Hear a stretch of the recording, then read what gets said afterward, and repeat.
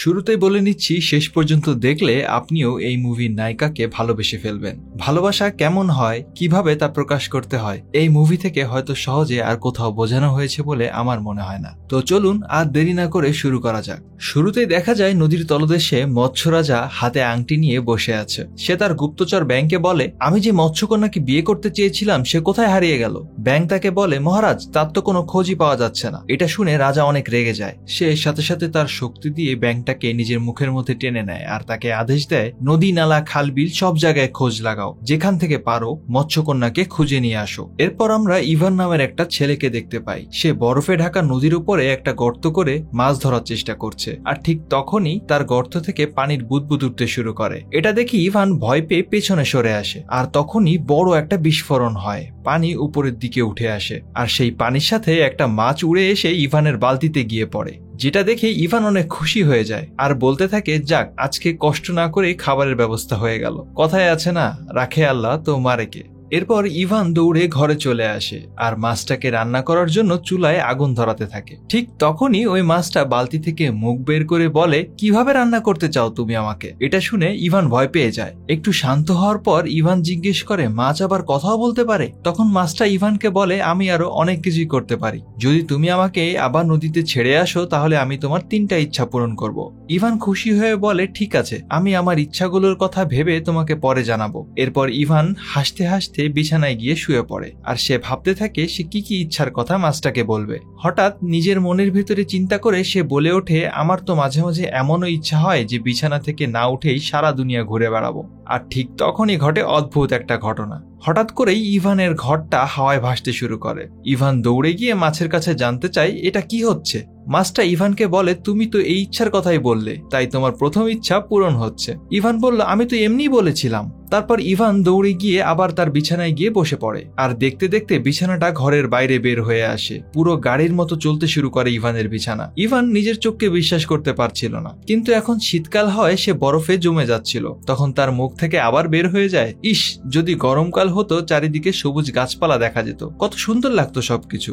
আর মুখ থেকে বের হওয়ার সাথে সাথেই চারিদিক থেকে বরফ কমতে শুরু করে আর সবুজ গাছপালা আর ঘাসে ভরে যায়। ইভান আসলে তখন একটা নদীর উপরে ছিল, তাই সে বুঝে ওঠার আগেই নদীর বরফ পানিতে পরিণত হয় আর সে পানিতে পড়ে যায়। তখন মাছটা তাকে বলে, তোমার দ্বিতীয় ইচ্ছাও পূরণ করা হলো, আর একটা ইচ্ছা বাকি আছে। ইভান মাছটাকে বালতিতে নিয়ে বাড়ির দিকে রওনা হয় আর বলতে থাকে, আমি কতই না বোকা, চাইলে তো অনেক বড় কিছু পেতে পারতাম। তখন মাছটা ইভানকে বলে, প্রত্যেকেই তার বুদ্ধি অনুযায়ী উইশ করে। তখন ইভান নিজে নিজে বলতে থাকে, হ্যাঁ, এই জন্যই হয়তো সবাই আমাকে বোকা বলে। আর তখনই ইভানের রাস্তা আটকে দেয় কিছু ডাকাতরা। তারা ইভানের কাছে যা আছে সবকিছু দিয়ে দিতে বলে, কিন্তু ইভানের কাছে তো কোনো টাকা পয়সা ছিল না। তাই ডাকাতের সর্দার তার কাছ থেকে মাছটাকে রেখে দেওয়ার চিন্তা করে। কিন্তু ইভান সুযোগ বুঝেই মাছটা তাদের কাছ থেকে ছিনিয়ে নিয়ে দৌড় দেয় আর নদীর পাড়ে এসে মাছটাকে আবার পানিতে ফেলে দেয়। এটা দেখে ডাকাতরা অনেক রেগে যায়, তাই ইভানকে উল্টো করে গাছের সাথে ঝুলিয়ে রেখে সেখান থেকে চলে যায়।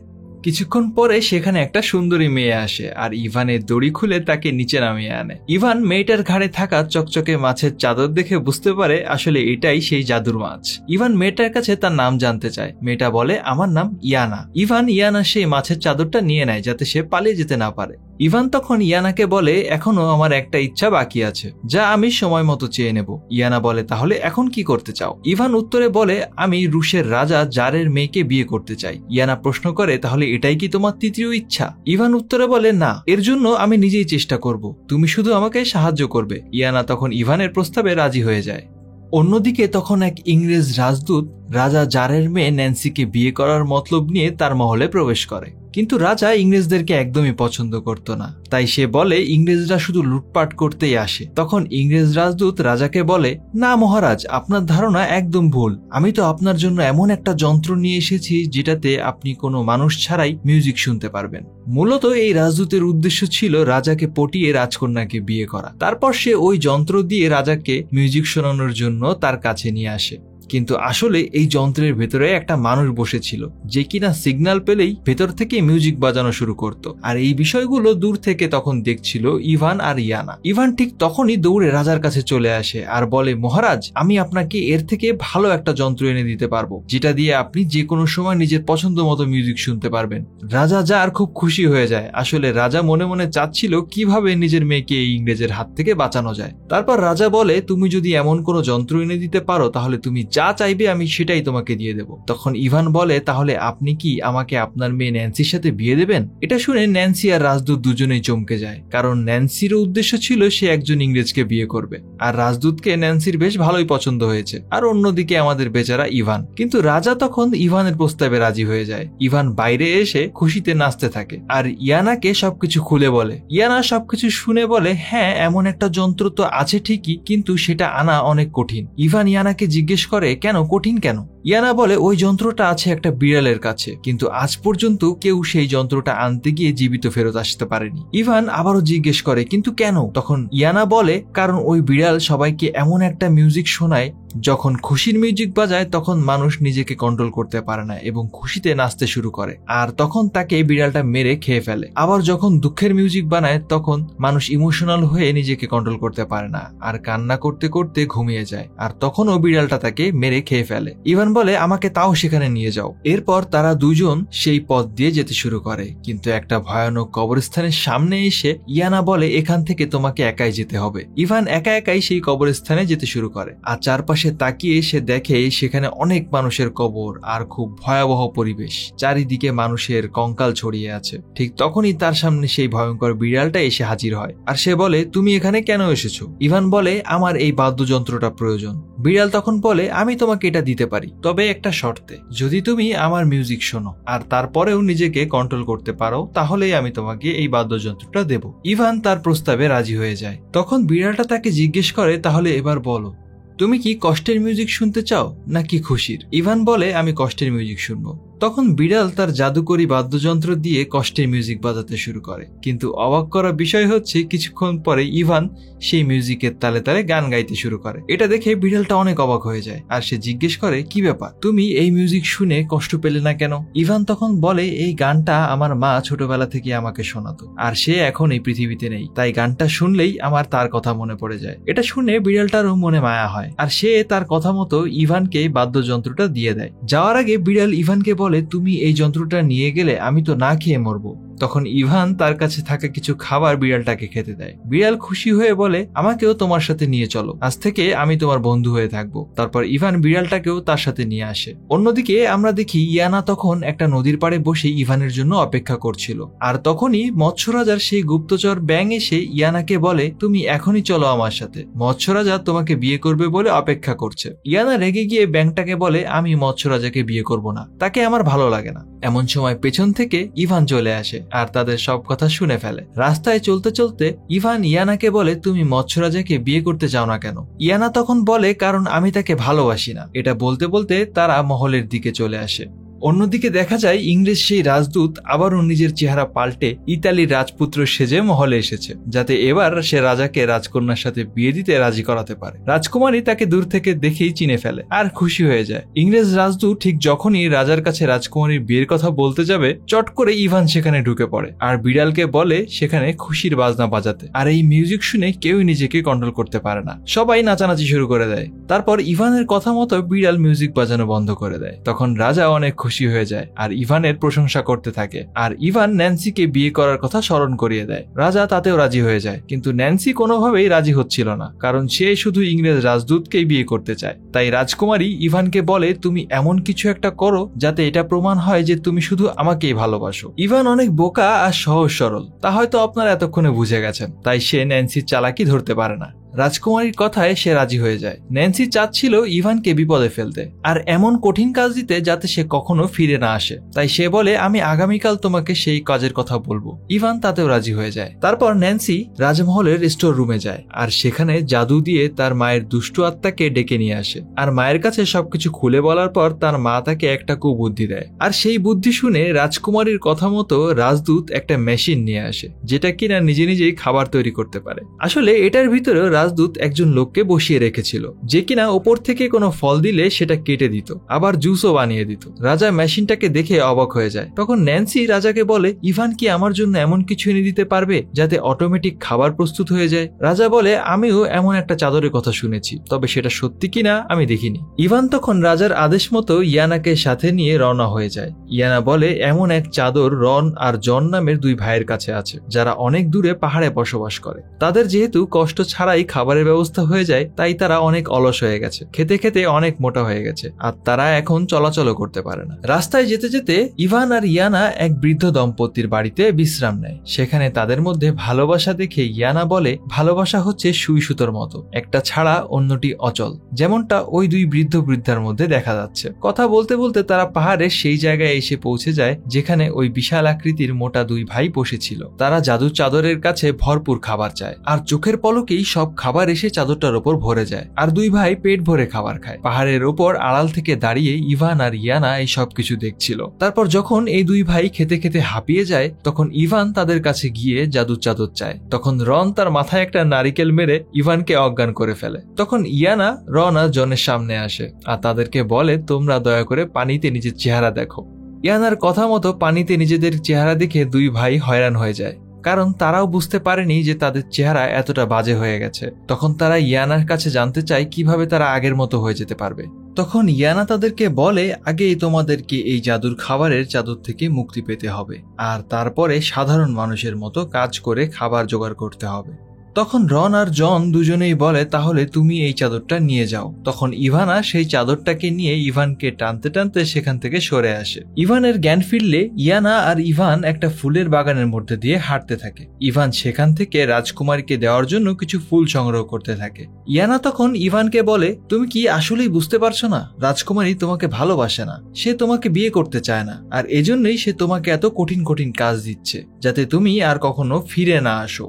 ইভান সেই কথাগুলো কানেই নেয় না, বরং ইভানার হাত ধরে ফুল নিয়ে বলে, আমি এভাবেই রাজকুমারীকে ফুলগুলো দিয়ে প্রপোজ করব। ইয়ানা তখন ইভানের চোখের সরলতা দেখে প্রেমে পড়ে যায়। তারপর ইভান যখন শহরে ফিরে আসে আর পুরো রাজ্যের লোক তাকে মাথায় নিয়ে নাচতে শুরু করে। এটা দেখে রাজা ন্যান্সিকে বলে, দেখো ইভান এখন পুরো শহরের হিরো। এটা দেখে রাজকুমারী ভীষণ ক্ষেপে যায় এবং আবারও স্টোর রুমে গিয়ে তার মায়ের সেই দুষ্ট আত্মাকে ডেকে বলে, তুমি যে বুদ্ধি দিয়েছিলে তাতে তো কোনো কাজই হলো না, এবার বলো আমি কি করব। এবার তার মা তাকে আরো কঠিন একটা কাজ দেয়। ন্যান্সি পরের দিন রাজদরবারে সবার সামনে বলে, আমি ইভানকে বিয়ে করতে রাজি আছি, কিন্তু তার জন্য ইভানকে আমার মায়ের কাছ থেকে আশীর্বাদ নিয়ে আসতে হবে। আসলে ন্যান্সির মা অনেক আগেই মারা গেছে, আর সে এখন মৃত্যুর পরের অন্ধকার জগতে থাকে, আর সেখানে জীবিত যাওয়া কিংবা সেখান থেকে জীবিত ফিরে আসা একেবারেই অসম্ভব। এটা শুনে রাজার আর বুঝতে বাকি থাকে না যে তার মেয়ে মূলত ইভানকে বিয়ে করতে চায় না। এ কথা শোনার পর সবাই অনেকটা গম্ভীর হয়ে যায়, আর তখনই সবাইকে চমকে দিয়ে ইভান বলে ওঠে, আমি এই শর্তেও রাজি আছি।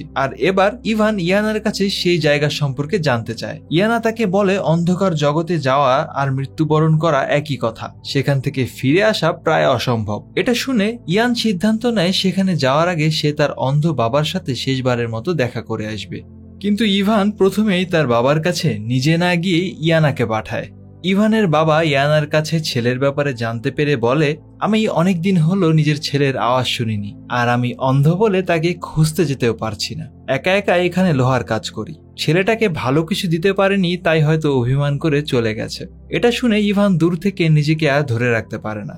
সে বুঝতে পারে তার বাবাকে একা রেখে এভাবে মোটেও চলে যাওয়া উচিত হয়নি। সে তার বাবার কাছে এসে ক্ষমা চায়, আর এরপর তাকে সবকিছু খুলে বলে, আর তাকে এটাও জানায় যে সে এখন মৃত্যুর পরের জীবনে যাচ্ছে, তাই তার কাছে দোয়া চেয়ে ইভান সেখান থেকে বের হয়ে আসে। এরপর তার বাড়ি থেকে অনেক দূরে এসে ইভান ইয়ানাকে বলে, আমার শেষ ইচ্ছা আমার বাবার চোখটা যেন ভালো হয়ে যায়, আর সাথে সাথে ইয়ানা তার বাবার চোখটা ভালো করে দেয়। এরপর তারা দুজন আবারও সেই অন্ধকার দুনিয়ার দিকে এগোতে শুরু করে, আর মাঝপথেই তাদের সামনে এক বিশাল কালো নদী পড়ে। অন্ধকার দুনিয়ায় যেতে হলে তাদেরকে এই নদী পার করতে হবে। তখন ইভান ইয়ানার সেই চকচকে মাছের স্কার্ফটা ফিরিয়ে দেয় আর বলে, তুমি আমার 3টা ইচ্ছাই পূরণ করেছো, তাই তুমি এখন থেকে মুক্ত। তোমাকে আমি আর কষ্ট দিতে চাই না, তাই তুমি যদি চাও তাহলে চলে যেতে পারো। কিন্তু ইয়ানা বলে, তুমি এখনো বুঝলে না, আমরা দুইজন সুই সুতোর মতো, তাই তোমার সব বিপদেই আমি তোমার পাশে থাকি। তুমি তোমার উদ্দেশ্যে সফল হও, তারপর আমি এমনিই চলে যাব। আর বোকা ইভান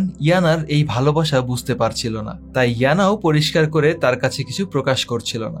এরপর দুজনেই নৌকা নিয়ে রওনা দেয়, আর দেখতে দেখতেই তারা সেই ভয়ঙ্কর দুনিয়ার কাছে পৌঁছে যায়। তারা যখন ওই দুনিয়ায় পৌঁছায় তখন সেখানে অন্ধকার দুনিয়ার বাদশা এসে হাজির হয়, আর সে ইভানকে জিজ্ঞেস করে তুমি এখানে কিভাবে আসলে। পেছন থেকে ইয়ানা উত্তর দেয়, ও আমার সাথে এসেছে বাবা। এটা শুনে ইভান চমকে যায়। বাদশা তখন বলে, হ্যাঁ ঠিকই শুনেছ, এটা আমার মেয়ে। ইয়ানা বলে, যেদিন থেকে আপনি আমাকে মাছ বানিয়ে রেখেছেন সেদিন থেকে আপনার আর আমার কোনো সম্পর্ক নেই। ইয়ানার বাবা বলে, তোমার ভালোর জন্যই আমি এই কাজ করেছি, যাতে তুমি দুনিয়া থেকে বাস্তবতা শিখে আসতে পারো। ইয়ানা তখন তার বাবাকে বলে, আমরা এখানে রানীর আত্মার সাথে কথা বলতে এসেছি। ইয়ানার বাবা তাদেরকে জানায় রানী আসলে অনেক খারাপ মানুষ ছিল, আর সেই কারণে সে দুনিয়ার সাজা এখানে পাচ্ছে। সে আসলে রাজাকে হত্যা করে তার সমস্ত রাজ্য নিজের করে নিতে চেয়েছিল, আর সেই শাস্তি হিসেবে অনন্তকালে সে কোনো খাবার পায় না। তারপর বাদশা রানীর আত্মাকে সেখানে ডেকে নিয়ে আসে, আর ইভান তখন রানীর কাছে তার মেয়ের সাথে বিয়ে হওয়ার জন্য অনুমতি চায়, কিন্তু রানী তাকে অনুমতি দেয় না। তখন ইয়ানা তার বাবাকে বলে, বাবা আপনি কিছু করুন। তখন অন্ধকার দুনিয়ার বাদশা কিছু খাবার এনে রানীর সামনে লোভ দেখায়, আর তাকে বলে, যদি তুমি অনন্তকালের জন্য খাবার না পাওয়ার এই অভিশাপ থেকে মুক্তি পেতে চাও তাহলে তোমাকে অবশ্যই অনুমতি দিতে হবে। রানী তো এমনিতেই লোভী ছিল, তাই সে খাবারের লোভ সামলাতে না পেরে রাজি হয়ে যায়। এরপর পরবর্তী সিনে দেখা যায় রাজা ন্যান্সিকে নিয়ে খাবার খাচ্ছিল, আর ঠিক তখনই একটি স্টিলের থালার মধ্যে রানীর চেহারা ভেসে ওঠে, এবং সেখানে রানী বলতে থাকে যে আমি এই বিয়ের জন্য অনুমতি দিচ্ছি। এটা দেখে রাজা অনেক খুশি হলেও ন্যান্সি আরো রেগে যায়। ন্যান্সি অনেক অবাক হয়ে যায় এটা ভেবে যে ইভান কিভাবে এই ভয়ঙ্কর কাজগুলো একাই করে যাচ্ছে। ন্যান্সি রাগ হয়ে স্টোর রুমে চলে আসে, আর তার মায়ের আত্মাকে আবারও ডাকে, আর সেখানে সে তার মায়ের আত্মার সাথে রাগ দেখাতে শুরু করে। তখন ন্যান্সির মা সামনে এসে বলে, আমি অনেকটা বাধ্য হয়েই তাকে অনুমতি দিয়েছি, তবে সেখানে ইভান একা ছিল না, তার সাথে আরো একটা জাদুকরী মেয়ে ছিল, আর তুমি তো জানোই আমাদের রাজ্যে জাদু ব্যবহার করার শাস্তি একটাই, সেটা হচ্ছে মৃত্যুদণ্ড। অন্যদিকে অন্ধকার দুনিয়া থেকে ইভান ইয়ানাকে নিয়ে ফিরে আসে, কিন্তু এই দুনিয়ায় যে জীবিত ফিরে আসার একটা শর্ত ছিল, আর সেটা হচ্ছে যদি জীবিত কোনো মানুষ এই দুনিয়ায় এসে আবার ফেরত যায় তাহলে তার সব স্মৃতি মুছে যাবে। আর তাই ইভান আর ইয়ানা যখন ফিরে আসে, ইভানের মস্তিষ্কে থাকা ইয়ানাকে নিয়ে সব স্মৃতি মুছে যায়। যখন আসল দুনিয়ায় ফিরে আসে তখন ইভান ইয়ানাকে জিজ্ঞেস করে, তুমি কে? উত্তরে ইয়ানা বলে, আমি একজন নৌকা চালক। ইভান দৌড়ে ন্যান্সির কাছে চলে যায়, কিন্তু সেখানে যেতে যেতে ইভানের বারবার মনে হচ্ছিল সে কিছু একটা ভুলে যাচ্ছে। সে ন্যান্সির কাছে এসে বলে, আমি তোমার দেওয়া সব শর্ত পূরণ করেছি, কিন্তু আমি এখন তোমাকে বিয়ে করতে চাই না। আমি অন্য কাউকে ভালোবাসি, কিন্তু কাকে ভালোবাসি সেটা ঠিক মনে করতে পারছি না। তখন ন্যান্সি ইভানকে প্রশ্ন করে যে তুমি এই সব কাজ কি একা করেছো? ইভান বলে, না, কেউ একজন আমাকে প্রত্যেকবার জাদুর মাধ্যমে সাহায্য করেছে, কিন্তু আমি মনে করতে পারছি না যে সে কে। এটা শোনার সাথে সাথেই ন্যান্সি তার গার্ডদেরকে বলে, তোমরা শুনলে তো, ইভান এই সবকিছু জাদুর সাহায্য নিয়ে করেছে। আর তাই গার্ডরা তখনই তাকে ধরে ফেলে। এটা দেখে ইভানও অনেকটা অবাক হয়ে যায়, যার জন্য সে এত কষ্ট করলো সে কিনা তাকে এইভাবে গ্রেফতার করিয়ে দিচ্ছে। পরের দিন দেখা যায় ইভানকে মৃত্যুদণ্ড দেওয়ার জন্য চোখে কালো কাপড় বেঁধে সবার সামনে দাঁড় করিয়ে রাখা হয়েছে। যদিও রাজা এটা চাচ্ছিল না, কিন্তু রাজা তার রাজ্যের নিয়মের বাইরেও যেতে পারছে না। ইভানকে সবার সামনে গুলি করে মারার সিদ্ধান্ত নেওয়া হয়, কিন্তু গুলি চালানোর আগেই ইয়ানা সেখানে চলে আসে আর বলে, থামো তোমরা। ইয়ানা তখন ন্যান্সিকে তার সেই চকচকে স্কার্ফটা দেয় এবং বলে, আমি আজীবন তোমার গোলাম হয়ে থাকতে রাজি আছি, এবং আমি তোমার যে কোনো 3টা ইচ্ছা পূরণ করতে রাজি আছি, কিন্তু তার বিনিময়ে তোমাকে অবশ্যই ইভানকে ছেড়ে দিতে হবে। এটা শুনে ন্যান্সি তখন খুশি হয়ে যায়, আর ইভানের মৃত্যুদণ্ড স্থগিত করে দেয়। ন্যান্সি প্রথমেই নিজের পিতাকে বন্দী করে নিজে রানী হয়ে যায়, এবং ইয়ানাকে বলে, আমি চাই ইংল্যান্ডের রাজপুত্র আমাকে বিয়ের প্রস্তাব পাঠাক। দেখতে দেখতেই ইংল্যান্ডের রাজপুত্রের বিয়ের প্রস্তাব নিয়ে সৈন্যরা চলে আসে, আর সেখানে তখন ইংল্যান্ডের সে রাজদূত ছিল। সে ন্যান্সিকে বলে, তুমি তো আমাকে বিয়ে করতে চেয়েছিলে তাই না, তাহলে ইংল্যান্ডের রাজপুত্রকে কেন? ন্যান্সি উত্তরে বলে, যেখানে আমি ইংল্যান্ডের রাজাকে পাচ্ছি সেখানে তোমাকে কেন বিয়ে করতে যাব। এটা বলে তাকেও বন্দী করার নির্দেশ দেয়। অন্যদিকে ছাড়া পাওয়ার পর ইভান চারিদিকে ঘুরে বেড়াচ্ছে, আর সেই সব জায়গাগুলোতে যাচ্ছিল যেখানে সে একসময় ইয়ানার সাথে গিয়েছিল, কিন্তু তবুও সে কোনো কিছুই মনে করতে পারছিল না। তারপর রাতের বেলায় ইভান যখন তার বাবার কাছে আসে সেখানে রন ও জনও ছিল, কিন্তু তারা এখন আর আগের মতো মোটা নেই। পরিশ্রমের কারণে তারা আবার আগের মতো স্বাভাবিক হয়ে গেছে। ইভানের বাবা তাকে বলে, তুমি আগে যখন আমার কাছে এসেছিলে তখন তোমার সাথে ইয়ানা নামের একটা মেয়ে ছিল। হঠাৎ করেই ইভানের চোখ যায় রন এবং জনের হাতে থাকা একটা সুই সুতোর দিকে, আর সাথে সাথেই সুই সুতার কথা তার মনে পড়ে যায়, আর সেই সাথে ইয়ানার সাথে কাটানো তার সব স্মৃতি ফিরে আসে। তারপর ইভান তার বাবার সাথে রন আর জনকে নিয়ে ইয়ানাকে মুক্ত করতে রাজপ্রাসাদে আক্রমণ করে। মনে আছে ইভানের সেই খাটের কথা? হ্যাঁ, সেটা দিয়েই সে রাজপ্রাসাদের গেট ভেঙে দেয়। আর সেখানে এসেই ইভান ইয়ানাকে বলে, আমি তোমার ভালোবাসা আগে বুঝতে পারিনি, এখন বুঝেছি, আমি তোমাকে নিয়ে যেতে এসেছি। তখন সেখানে ন্যান্সি চলে আসে আর সে বলে, ইয়ানা এখন আমার গোলাম, তুমি তাকে কোথাও নিয়ে যেতে পারবে না। তখন ইভান বলে, যদি ইয়ানাকে নিয়ে যেতে না দাও তাহলে তোমার সব সৈন্যদেরকে আমি মেরে ফেলবো। পরিস্থিতি খারাপ দেখে লোভি ন্যান্সি ইয়ানাকে বলে, তাহলে তুমি আমার শেষ ইচ্ছাটা পূরণ করে দাও, আমাকেও তোমার মতো জাদুর মাছ বানিয়ে দাও, যাতে আমারও অনেক ক্ষমতা থাকে আর আমি আমার নিজের ইচ্ছাগুলো নিজেই পূরণ করতে পারি। আর ইচ্ছা প্রকাশ করার সাথে সাথে ইয়ানা ন্যান্সিকে জাদুর মাছ বানিয়ে দেয়। তারপর আবারও যখন সে মানুষ হতে চায় তখন আর মানুষ হতে পারছিল না। তখন ইয়ানা বলে, জাদুর মাছ শুধুমাত্র মানুষের ইচ্ছাই পূরণ করতে পারে, সে নিজের জন্য কিছুই করতে পারে না। আর তাই তুমি তখনই মানুষ হতে পারবে যখন কেউ তোমার জন্য সেটা চাবে। আর তখনই সেখানে কুয়া থেকে মৎস্য রাজা বেরিয়ে আসে আর ন্যান্সিকে ইয়ানা ভেবে তার সাথে করে নিয়ে চলে যায়। ন্যান্সির হাত থেকে মুক্তি পেয়ে সবাই অনেক খুশি হয় আর তারা এবার রাজাকেও মুক্ত করে। এরপর সবাই মিলে রাজাকে মুক্ত করে আবার তার সিংহাসন ফিরিয়ে দেয়। রাজা ইয়ানার সাথে ইভানের বিয়ে দিয়ে দেয় আর এখানেই এই গল্পের সমাপ্তি হয়। তবে গল্পটা শেষ হয়ে গেলেও থেকে যায় অনুভূতি। এই গল্পের ইভানের মতো আমাদের অনেকের সামনেই জীবন যখন সত্যিকারের ভালোবাসা নিয়ে এসে দাঁড়ায়, আমরা সেটা চিনতে না পেরে মরীচিকার পেছনে ছুটে চলি, আর যখন অন্য দুনিয়ায় যাওয়ার সময় ঘনিয়ে আসে তখন জীবন নিয়ে আফসোস করি। ইভানের মতো বোকা ছেলেটাও যদি সত্যিকারের ভালোবাসা চিনতে পারে তাহলে আশা করি আপনিও পারবেন। আজকের মতো বিদায় নিচ্ছি, দেখা হবে নতুন কোনো গল্পে। আর হ্যাঁ, কেমন লাগলো গল্পটা অবশ্যই কমেন্ট করে জানাবেন।